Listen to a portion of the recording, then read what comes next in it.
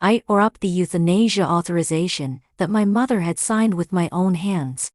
Kneeling before the doctor, I begged him to save her. Everyone praised me for being a dutiful daughter, putting aside past grievances. But there she lay in bed, her near-death body trembling in fear. "Mama, you must live a long life and be rich for eternity. Otherwise, the grudges from my past life won't be settled." Calista, the chairwoman of the city's leading company, Thai Skin Group, has gone to France alone, kneeling to plead for her mother's life. Moved by filial piety, Calista is willing to sacrifice her own lifespan to extend her mother's life.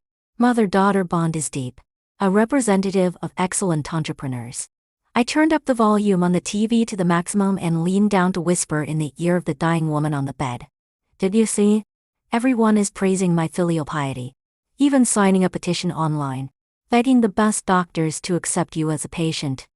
The frail woman on the bed trembled all over. She couldn't open her eyes, and the wound on her trachea rendered her unable to speak. All she could do was struggle and shake her head weakly. I held her wrist tightly, whispering like a demon, "Ma, you must live a long life and be rich for eternity. You need to endure 10 times the suffering that Adele has gone through to dissolve this karmic debt." She struggled even more, like a pig trying to escape when it hears water boiling during the new year. It was exactly like the struggle I experienced when I died in my past life. Look at that. Even bullies are afraid of death. The reason I was bullied to death was absurd. Just because I wore the same coat as the school belle, who was usually at odds with a wealthy second-generation student, was mocked by him. She didn't dare to retaliate against him. I became the unfortunate punching bag, bearing all her anger. On a cold winter day, she stripped me bare, doused me with cold dirty water, and threatened to burn my coat in front of me. I struggled to snatch it back, but she pushed me off the building, and I on the spot. My spirit followed her, watching as she frantically sought advice from her family. Her mother was a high-ranking official's mistress, and soon, the matter was hushed up. She was sent abroad for her education. Meanwhile, my mother, seeking justice for me, continuously petitioned the authorities. Just as she was about to see the truth come to light, she was run over and killed by her mother. Her body was dismembered and mixed into concrete for a bridge, forever buried and unseen. But that school belle boarded a plane to study abroad on the same day. Why should honest people suffer such devastation while she, the perpetrator, could still live glamorously as if nothing had happened? I wouldn't accept it. I wouldn't accept it. In an instant, my resentment boiled over, and I charged at her. A powerful force prevented me from breaking free, and my consciousness grew more and more muddled until I saw a glimmer of light ahead. Without hesitation, I rushed toward that light. The moment I'd dashed into the brightness, I opened my eyes and saw a face I would never forget in this life. Caroline, the school belle who had destroyed my family. She lay weakly on a hospital bed, lacking the strength to speak. Beside her, a groomed noblewoman took off a large pearl necklace and played with it in her hands to amuse me. Good granddaughter. Our good granddaughter of the Thomas family. I had been reborn it really. But I was reincarnated with memories and had become Caroline's daughter. How ridiculous. The woman with a blood feud against me was now my mother. Looking around, even the hospital was as exquisite as a 5-star hotel. Why should she, who had done so many evil deeds, be able to marry into wealth and become a rich lady above ordinary people? It was unfair. So unfair. I wouldn't accept it. I cried out loudly, wanting to vent the anger inside me. The noblewoman's eyes slightly drooped, and she exuded an imposing presence without needing to be angry. She placed me back in the cradle, not bothering to hide her disdain for Caroline. Didn't I say I would get custom-made silk baby products for my grandchild? She scrutinized Caroline's outfit, catching sight of the Hermes label and displaying mockery and disdain. Who allowed you to use those unsuitable things on my granddaughter? She snatched the phone from Caroline's hand and saw her flaunting her wealthy life on social media, her brows furrowing tightly. We Thomas family members are not meant to be used for your show. Caroline, once arrogant and domineering, now cowered like a turtle in front of the noblewoman. not daring to utter a word. Gone was the image of the school belle who used to flaunt her superiority in front of me. She obediently complied, even keeping silent when the noblewoman casually dismissed the nanny she had hired, holding her breath until the noblewoman left before finally relaxing, throwing the blankets and pillows to the floor in frustration. Screaming hysterically, I pretended to be scared and cried. Caroline grew annoyed by my cries and yelled at me, even lacking any maternal instinct. Her inherent flaws made her resent her own daughter. Why couldn't you be a boy? If you were a boy, I wouldn't have to endure this humiliation. All you do is cry. I allowed her to hit and scold me, suddenly stopping my cries. When she finally relaxed a bit, I started crying again, irritating her already fragile nerves. She exploded in a fit of rage, seemingly trying to strangle me. A nurse delivering nutrition came in and was met with the terrible sight. "Caroline, what are you doing?" Her voice drew everyone's attention, including the returning noblewoman. "Caroline." Her voice was soft, almost joking, and she even wore a smile, holding me in her arms while casting a sharp look at Caroline. "You don't want to pass through our family's door." Caroline immediately dared not shout anymore, falling silent in fear. I thought to myself that heaven was still fair to everyone, gave Caroline an outstanding appearance, but took away her intelligence. It gave her a high-ranking official mother to rely on, but took away the social capital she needed to integrate into high society. My unfortunate father had fallen into her trap. When the matter escalated, he was forced to marry her, with no feelings for her, but rather out of concern for the company's development and family reputation. This left Caroline with no position at home. Though she wasn't mistreated by every servant, she had no voice in front of my grandmother, in caring for me. Then naturally took the phone away, smiling as he said, "You never used to watch these kinds of emotional videos." As my biological mother didn't even have the right to offer an opinion. As for me, I was my grandmother's treasured darling, the little princess of the Thomas family. How could she ever outshine me? Of course, I would seize this once-in-a-lifetime opportunity to torment Caroline, returning every bit of the cruelty she had inflicted on me in her youth. During our school years, when a wealthy second-generation student, with whom she had a physical relationship, casually complimented my skin, she had brought her lackeys to pin me down in the school auditorium, branding my skin wrapped in the school uniform with cigarette butts. The burning cigarette butt went from a full length down to just the filter. If she weren't worried about it blowing up, she would have pressed the cigarette butt onto my face, leaving behind scarred marks like pockmarks. She always smiled brightly in response to my screams.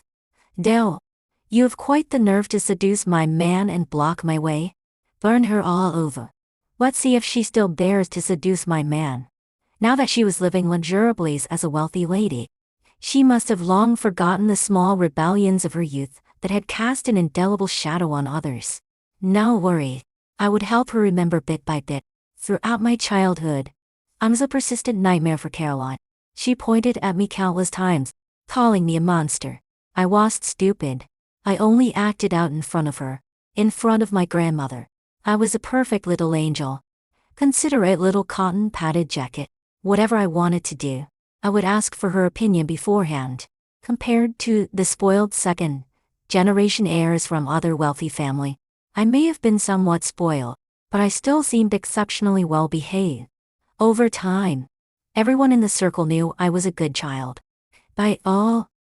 Every visitor would praise the family upbringing and compliment me for being obedient and well-behaved. The nanny spread the word, leading outsiders to talk about me in glowing terms, remarking how their daughters couldn't compare to me. My grandmother smiled from ear because of this, even though I was a girl and not a son. As a patriarch who preferred boys, she might have had her complaint. Then naturally took the phone away, smiling as he said, "You never used to watch these kinds of emotional videos." I was her precious granddaughter, bringing her honor, and how could she see me in any other light? Caroline suffered. If such a good baby cried only in front of her, it could only mean that there was something wrong with Caroline. The mother, countless times, Caroline cried, saying I was disobedient and hard to manage, only to be met with my grandmother's impatient questions. Caroline, the baby is my sweet granddaughter and your own daughter. How can you bear to mistreat her? I don't care if she can carry on the family line. I'm just an old woman who doesn't mind. Why are you, her biological mother, so fixated on having a son? If you're sick, go get treatment. Don't come and mistreat my granddaughter. Hearing me cry in Caroline's room, my grandmother could no longer tolerate it. Perhaps it was because she recalled the words she had spoken to the first nanny. So she guarded against Caroline as if she were a thief. Caroline saw, feeling wronged. How could I mistreat her? I just wanted to hold her. I hadn't even touched her. And she started crying. How can that be my fault? My grandmother kicked her, causing Caroline's head to hit the bed's edge and leaving a large bruise. Why does the child only cry in front of you, but is perfectly fine in front of everyone else? If she cries in front of everyone, then that means there's something wrong with her character. But if she only cries in front of you, how could that not be your problem? I felt a thrill of satisfaction inside. When I was bullied by Caroline, I had gone to the teacher, seeking justice for myself, only to be told, why are you the only one being bullied? If everyone is bullied, that's a character issue for Caroline. You're singled out. Perhaps you should reflect on your own problems? After that, Caroline had someone hold me down, beat me, and strip me naked, taking pictures of my scarred body. Little wench, did you hear what the teacher said? We're only bullying you. You should reflect on your own issues. Only when the knife cuts into one's own flesh does it hurt. Now it was time for Caroline to feel the pain herself. I burped with satisfaction and fell asleep in my grandmother's arms, ignoring Caroline's hateful glare directed at me. Caroline was from a wealthy family. She was a middle-class woman with some money, while my biological father was the real deal. I first met him when I was 6 months old. He looked worn out, with a hint of grayish fatigue under his eye, but his hair was still impeccably styled, and his suit was crisp and formal. Caroline eagerly approached him, trying to act cute, only to receive a cold, indifferent look in return. Clearly, this was not a marriage based on love. Caroline's face flushed with embarrassment as she held me up. This is our daughter. Her name is Callista. My biological father showed signs of impatience. That's her name. Caroline's embarrassment deepened. I've already thought of a name for the baby, she began, sounding aggrieved. Mom usually meddles in everything. Can't I, as her mother, name her? If you're not happy, you can leave. My biological father made himself a salad, eating while glancing at his tablet, treating Caroline like she was invisible. I looked up at him for a moment, then naturally took the phone away, smiling as he said, "You never used to watch these kinds of emotional videos." Entered capitalist appearance. No wonder he chose to marry Caroline. From the arguments between Caroline and my grandmother, I gathered the gist of this marriage. Caroline had entered this circle through her high-ranking official mother, but her connections only allowed her to flaunt her power in her previous social circle. Once she arrived in the circle of the Thomas family, she found herself at the bottom of the food chain. To avoid becoming the meat on the chopping block and to secure future riches, she began hunting for a target within this circle. My biological father was one of her target. After several failed attempts at seduction, and learning that my father's company was at a crucial point for going public, she decisively planned a drunken night of passion. She artificially inseminated herself with his sperm, and once the pregnancy was stable, she used her pregnancy to pressure him into marriage at a critical moment when the media was focused on him. My father cared about his reputation and was worried about how this would affect his company, so he had no choice but to swallow his pride and give Caroline a title. But it was just a title. In the Thomas family, Caroline was like air. The only ones she could bully were the maids she employed, though the Thomas family's servants would not humiliate her. They responded to her demands with indifference. The long-suppressed anger inside her erupted in that moment, and her expression became twisted. What a foolish woman, as she hadn't yet solidified her position in her husband's family. She should have held on to her only reliance. Once her status was stable, she could then begin to show her teeth. Just like that, When her expression changed, I called out, giving my biological father a clear view of her hatred towards me, who I found to be overly calm and robotic, finally showed a hint of humanity at that moment. He snatched me from Caroline's arm, holding me perfectly. Is how you take care of my daughter? No. Let me explain. Because she bites me. She bites me while nursing. Now that she's teething, she nearly draws blood every time. I'm scared enough. Are you saying my daughter is a monster? My biological father slammed his hand on the table, his veins bulging. Caroline jumped, afraid to argue any further. I nestled comfortably in my father's arm, casting a challenging glance at Caroline. Instinctively took a step back, as if she were looking at a monster. Right? Year-old child. How could she make such a face? From that day on, he suspected I was possessed, always eyeing me warily. I thought I should give her more stimulation. I started speaking in long segments to Caroline. Mom, I'm so scared. It's so cold here. Mom. Caroline, I'm dead. Why don't you come keep me company? Mom, don't burn me with a cigarette. Caroline? Caroline. Caroline, upon hearing me speak fluently, she screamed in terror. There's something wrong with her. She finished her sentence and dashed out, dragging my biological father to me, pointing at me and going hysterical. Kendrick. She's a monster. What normal child speaks like that? Listen. After she left, I decisively shut my mouth, closed my eyes, and pretended to sleep. When my biological father came over, I feigned a dazed expression as if she had just woken me up, pouting in dissatisfaction and calling out a few daddies. Seeing that I wasn't speaking, she began to pinch me hard. You monster. I burst into tears, stuttering as I called for Daddy. Kendrick's face darkened, looking like it could drip water. I married you to help me take care of my mother and my daughter, not to disturb my work and abuse my child. Then naturally took the phone away. Smiling as he said, you never used to watch these kinds of emotional videos. Kendrick, listen to me. Just a debt collector. She's a monster. Before she could finish, Kendrick's cold gaze frightened her into silence. I leaned against Kendrick's shoulder, hidden from view, and raised my lips in a provocative smile towards Caroline.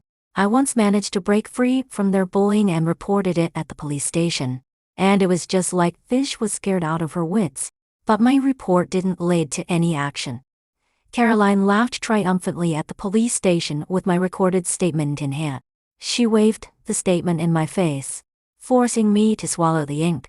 You little bit. You think you're so clever? You dare to report me? Reporting won't do you any good. My words are the law. You can't turn this around even if you die. I'll never forget that provocative smile of hers. When I imitated it now, I could do it with ease. Caroline was so frightened by my expression that her legs went weak, and she sat on the ground. She screamed at me as if it was a stress response. Kendrick, she's just possessed. She must be possessed. She's taken our daughter's body. Such nonsensical superstition was what my biological father detested the most. Caroline, if I hear you speak nonsense about my daughter again, don't blame me for being rude. I only have one daughter. She's my precious gem. Anyone who wants to be your mother can line up all the way to France. If you don't want to be, many others will. Caroline was taken aback and weakly fell to the ground, watching me as Kendrick carried me away. Even while working, seeing Caroline nearly spit blood, her nails breaking, brought me joy. Caroline, you still have a long way to go. Those who commit crimes must pay the price for their actions. But I underestimated Caroline's madness. After she believed I was possessed, she suddenly became docile. I was just a toddler, with no way to actively cause her trouble. After she received a phone call, she became strangely submissive. It wasn't until one day when the house was empty that she finally showed her fangs. My biological father had to go abroad for business. Maladia's my grandmother had to attend a handkerchief friend's funeral, and the 3 maids were sent off to purchase imported fruits and vegetables, 20 kilometers away from home. She glared at me with a dark expression, bringing in a few old bearded fortune tellers and chaotic-looking mediums. They bound me up like a rice dumpling with red string, sprinkling salt on me and banging gongs. Get out. Monster, get out. I couldn't stand the noise anymore and started crying. Not good. This demon is going to exert power. Quickly lock her up. This insane Caroline really locked me in a room. Following the fortune tellers and mediums' advice, she sealed the doors and windows, plastering them with talisman. The cozy nursery was swallowed by darkness like a hellhole. No. I trembled with fear. Don't leave me here alone. I don't want to be here. The day before I was pushed down the stairs. It was in that dark house that the rich kid ripped off my skirt and pinned me down in darkness. Slippery hands coiling around me like a snake, continuously choking my neck. No. The dark room was terrifyingly silent. There was no sound at all. My mouth was stuffed with talisman, dampened by water and blocked in my throat, almost suffocating me. It turned out that even if I were to live again, even if I became Caroline's blood relative, I still couldn't escape. I'm sorry. I underestimated the danger. I can't help you take revenge anymore. With a loud bang, a beam of light hit my eyes. He stood there against the light, like a hero coming to rescue me on a rainbow cloud. Kendrick burst into the room and saw that I could barely breathe. He hurriedly tore the talismans from my mouth and rushed me to the hospital. Kendrick, Caroline timidly followed behind him, shrinking away as she saw his murderous glare. Kendrick's hands were clenched, and he pushed her away as he carried me to the car. Callista is okay. Daddy is here. Don't be afraid. Daddy will protect you. No one can hurt you anymore. Callista, be good. He held me, gently patting my back, offering me endless comfort. It felt so warm, just like Mom. When I had a fever, Mom would hold me like this all the way to the hospital. Callista, don't be afraid. Daddy will protect you. Callista, be good.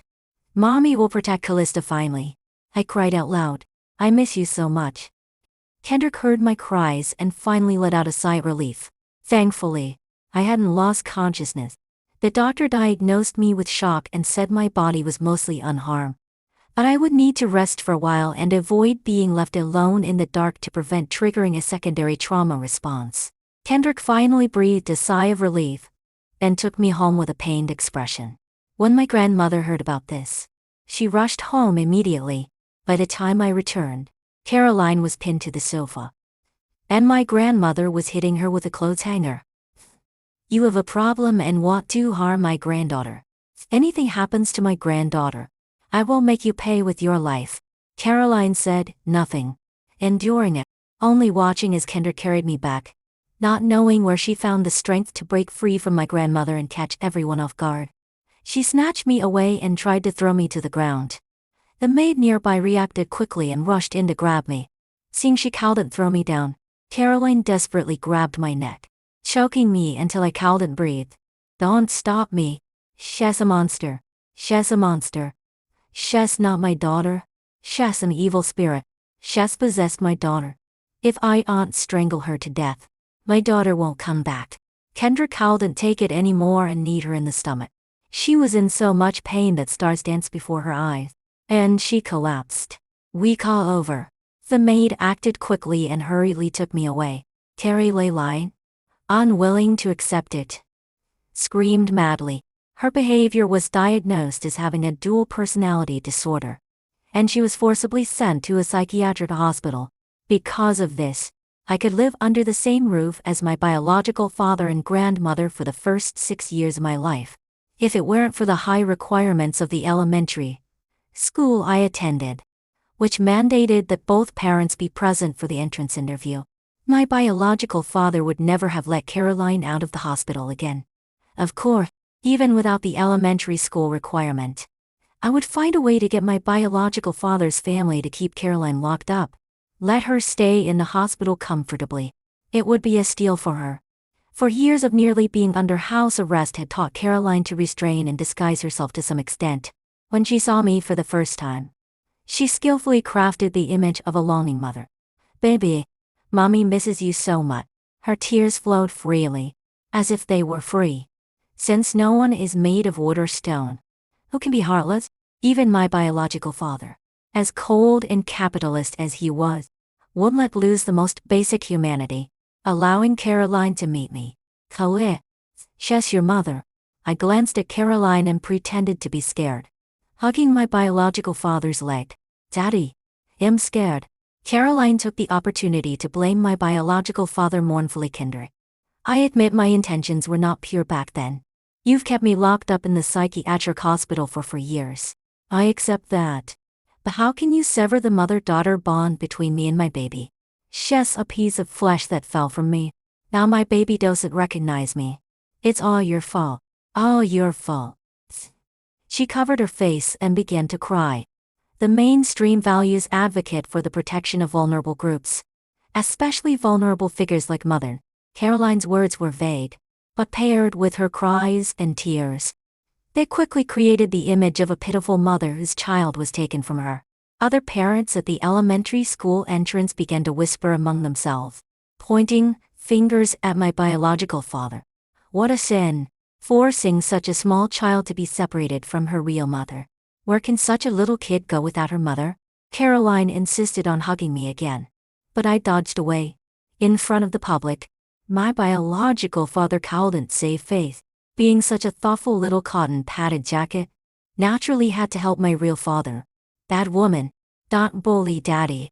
I stood like a protective little hen, spreading my arms to block Kendrick. You're a bad woman. You're the bad woman who wants to strangle me. I was only 6. Could I lie? A mother who lost her child is vulnerable. But isn't a child who almost got strangled by her own mother even more vulnerable? In an instant, the person being pointed at became Caroline. Her gaze towards me grew more sorrowful. My biological father's mouth curled up slightly as he carried me inside, while Caroline followed, her face flushed, constantly saying that she'd only been too excited just now. My biological father said nothing. Olvidia's waiting until she finished before speaking slowly. I don't care what your thoughts are. Just one thing: you must not harm my daughter. After the child is born, regardless of gender, I will not divorce you for 10 years. But if you dare to harm my daughter, I have a way to keep you in the hospital for the rest of your life. I will give you the respect you deserve, but you must fulfill your duties as a mother. Yeah, Caroline was pregnant again. It wasn't in vain that I had tirelessly talked about wanting siblings in front of the maid that Caroline had bribed after I learned to speak. Caroline used the sperm of my biological father that she had secretly frozen back in the day to get pregnant. Now, with another child in her belly, she had ample reason to return to the Lin family. After all, that a pregnant woman's bad mood was not good for the fetus. Even my grandmother, who had always cared for me, agreed for Caroline to come back. But she was extra cautious and added 2 more maids to help care for me. Caroline didn't love me much. She loved the flesh in her belly even more because that was her capital to stand firm. But what if that flesh were to be lost? Huddled in my biological father's arms, I glanced at her. Losing something after possessing it is even more painful. As soon as we got home, Caroline couldn't wait to put on airs as a wife. At that moment, my biological father was at the company, and my grandmother was out for a routine checkup. The house was only left with me, the maid, and the pregnant Caroline, who was putting on an act. Go pour a glass of water for Mommy, even though there was a maid. She insisted on bossing me around. I blinked. I can't reach the cup. She grabbed the back of my collar, pulling me to the table, and even moved a small stool for me. Stand on the stool and pour water for me. No matter who you call today, it won't work. I'm your mom. This to correct your bad habits and set rules for you. I'm your mom. You must listen to me. I acted as if I hadn't heard and stood still. She saw that she couldn't get me to move. Then, impatient, scratched her head, yelled something, and pulled me up onto the stool. I'm your mom. Did you hear me call you? I pouted, then naturally took the phone away, smiling as he said, You never used to watch these kind of emotional videos. I want Grandma shut up. Don't mention that old hag. She squeezed my shoulders and roared, Remember, I'm your mom. You have to listen to me. That old dead thing is a worthless person. You have to support me and help me bring down that old hag. Do you hear me? I cried even louder, perhaps due to the hormonal changes in her body after getting pregnant. Caroline screamed wildly and reached out to hit me. A chilling voice rang out. That voice, even if turned to ash, I would recognize. A woman in a sharp business suit seized Caroline's hand that was about to hit me and slapped her hard across the face. You stupid, oblivious thing. I, Madonna, have been smart my whole life. And yet I gave birth to such an idiot like you. After the first slap, she wasn't satisfied and slapped her again. Some of the maids nearby tried to intervene, but she smiled more gently than anyone. Her words sharper. Sorry, I'm just handling a little family matter. Could you please step aside? She pulled out a wad of red bills from her bag. You're all just workers here. There's no need to lose job opportunities over this one. Then naturally took the phone away, smiling as he said, you never used to watch these kinds of emotional videos. Being in the same circle, they naturally understood the balance of benefits and risk, taking the money and no longer meddling. After sending away the maids, Madonna turned around and sat on the sofa, rubbing her forehead, and then poked Caroline hard on the forehead. You foolish thing. I went through so much trouble to convince the old man to let you come home to have your baby. And the moment you get home, you'll act up like this, wishing to be sent back to the hospital. Aren't you? You're my mom. How can you say that about me? Caroline pouted, wanting to act spoiled, but Madonna pushed her away. You're stupid. How can I not say that about you?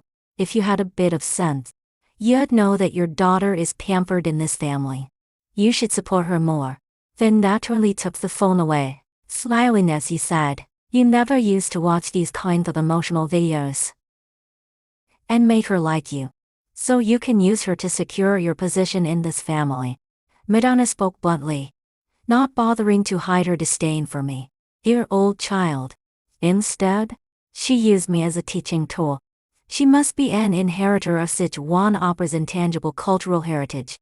Otherwise, it's hard to explain how she could change her expressions faster than flipping through a book.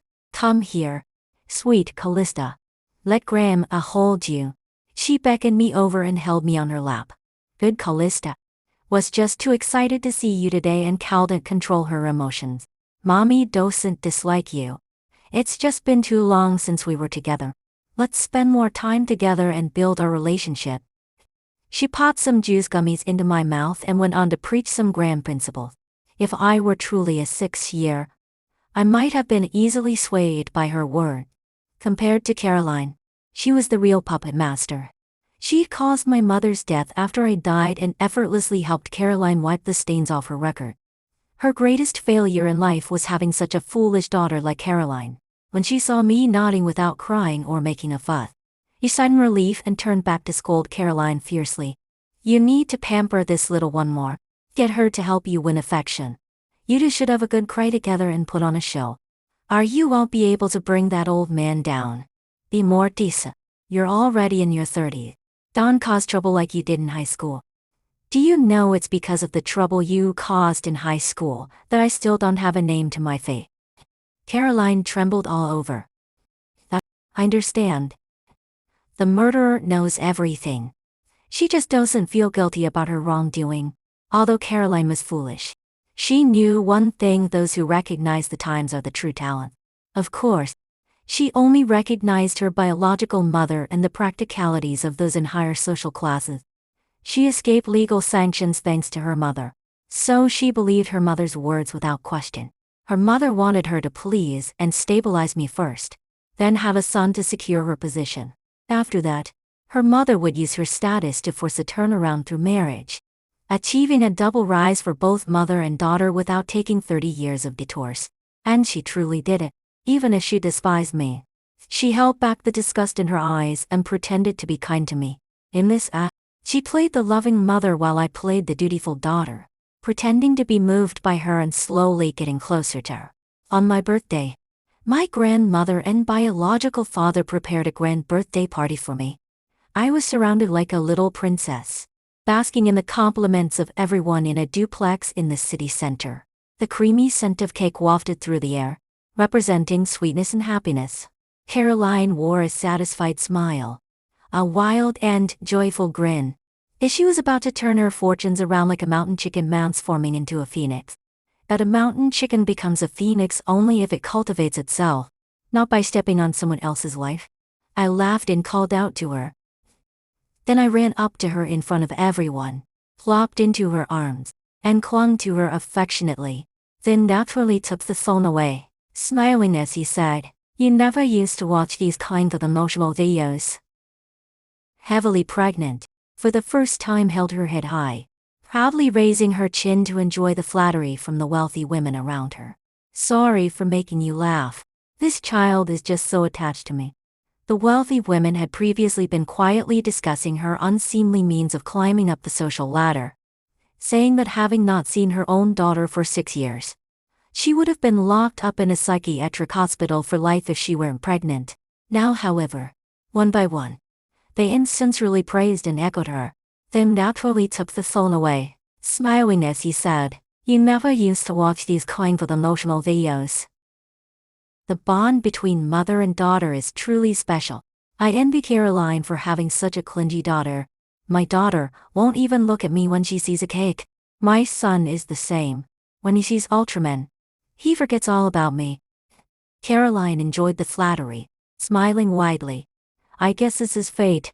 My bond with this child is destined." Yes, a cursed bond.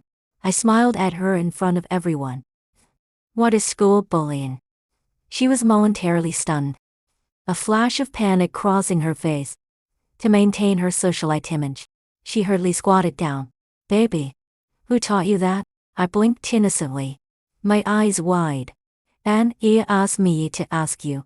Her face darkened. "Excuse me. Everyone. Men will always have some flings outside. It's unavoidable in the business world." The wealthy women around them chuckled, but behind closed doors, they couldn't help but think that her good days were numbered. "Ma, that auntie asked me what it feels like to kill someone." The sudden question brought the room to a standstill. If it weren't in front of everyone, Caroline would have almost lost her smile. "Who told you that? Who was it?" I feigned shock, crying heart-wrenchingly. In front of the crowd, Caroline, maintaining her image as a wealthy socialite, had no choice but to squat down to comfort me. "Baby, Mommy doesn't hate you. Don't cry." "Okay." I nodded and leaned closer to her ear, whispering in a voice only we could hear, "Caroline, is it fun to get burned by a cigarette butt? The scar you have on your chest really looks like it was burned by a cigarette butt, doesn't it?" She looked as if she had seen a ghost and pushed me away violently. I pretended to be frightened, scrambling forward, accidentally pulling her down with me as we fell backward. I had calculated the angle beforehand and stood at the staircase.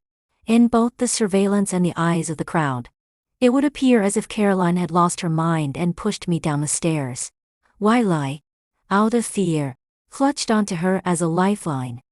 The sensation of rolling down the stairs was unpleasant and painful, but I forced myself to stay conscious, ensuring I landed firmly on Caroline's belly. I would not help her keep. Blood blossomed beneath Caroline, just as it had for me before. She reflexively hit me, grabbing my neck. I adjusted my expression and, as Kendrick arrived, I sobbed and struggled, crying out, "Mom, don't kill me." There was no need to say the rest. Kendrick picked me up without glancing at Caroline. She lay on the ground like a dead dog, clutching Kendrick's spare leg, pleading, "Kendrick, please, save our child."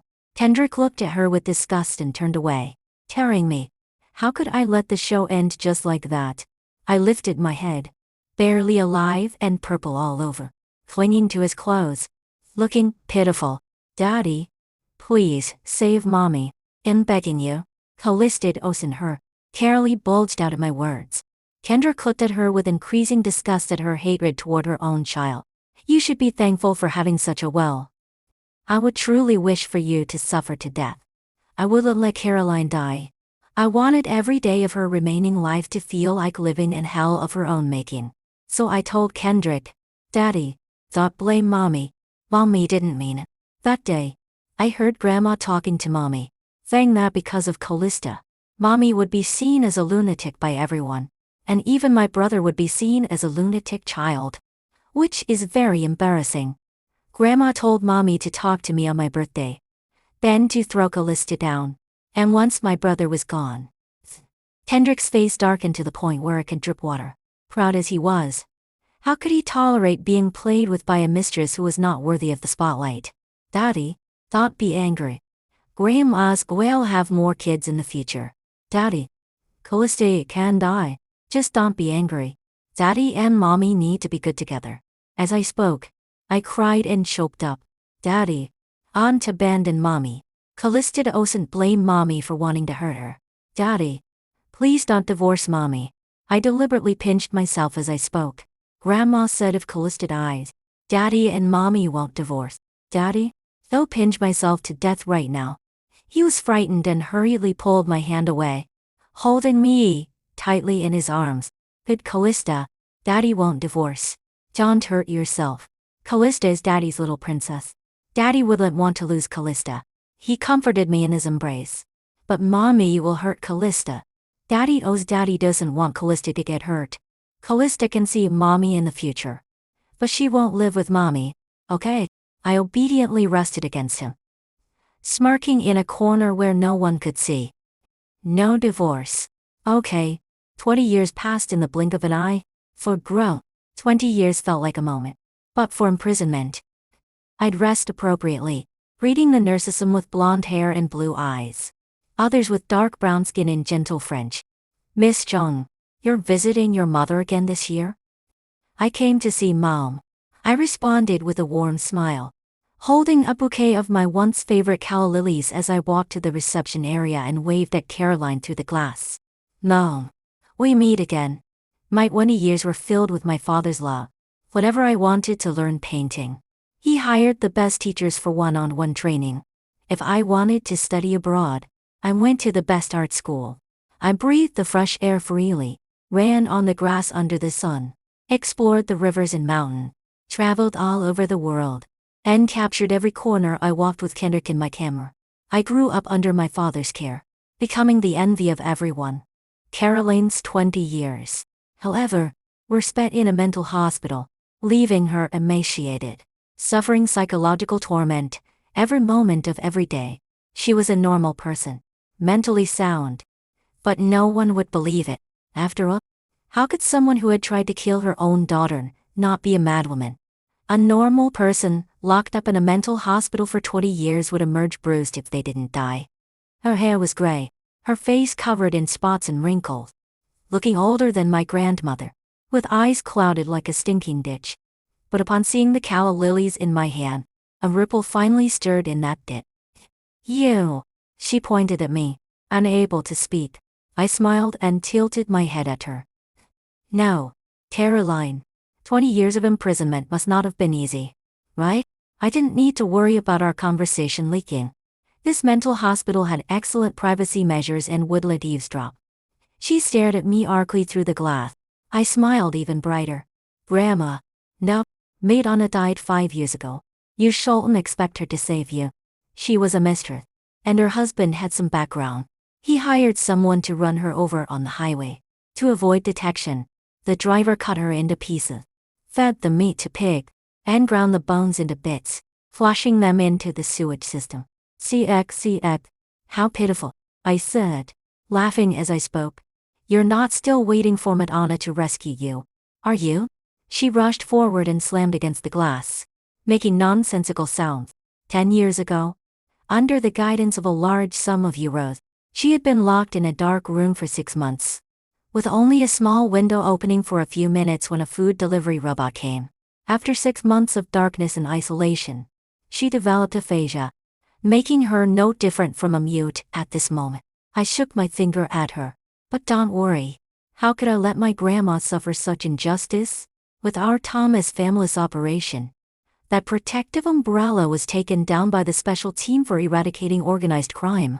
The legitimate wife was sentenced to death, which can be seen as avenging grandma. And by the way, we've dug up the old case from back then. My mother, dismembered by your mother and buried in the foundation of a bridge. Her eyes widened suddenly, and she banged her head against the glass. I stopped the staff who wanted to enter and continued sharing this good news with her. Back then, how did you use the protective umbrella to escape after taking a life? only to be investigated and make headlines in society. I, sons, suffered an unjust accusation. And now my name has been cleared. Tell me, isn't today a happy day? Crouched against the glass, producing a sound that made one's teeth ache, as she muttered silent curses. She looked the same as years ago, still wearing that arrogant, hysterical expression. But I was no longer afraid. I fogged up the glass with my breath and wrote a line in Chinese. Caroline, the murderer, will never be forgiven by the victim. Dale. Her eyes widened as she sank to the floor. I turned away, no longer looking at her. Caroline, you should be grateful that I drove you mad and locked you up here. A dutiful daughter like me will naturally take good care of you. My mother, who gave me life, you must live a little longer. Only by living can I let you see that the Adele you look down on shines brilliantly, while you can only dwell in the sewers, living in your own hell. As the door closed, I blessed her through the gap. Mom, you must live a long life and be prosperous forever. On my wedding day, I received an email in French. My mother had pierced her with a sharpened toothbrush, but thankfully, I paid enough to save her. I instructed the mental hospital to transfer her to a high-security ward, binding her to the bed with restraints to prevent her from harming herself, with only tubes for eating, and relieving herself. I want my mom to live, to be healthy for a long time, and to prosper forever. The director on the other end of the phone praised my filial piety in broken Chinese. After hanging up, I placed the calla lilies in front of the tombstone. I reached out to gently touch the closed mound that bore only my mother's name. With no photo, tears fell onto the tombstone. How I wish she could live a long life and prosper forever.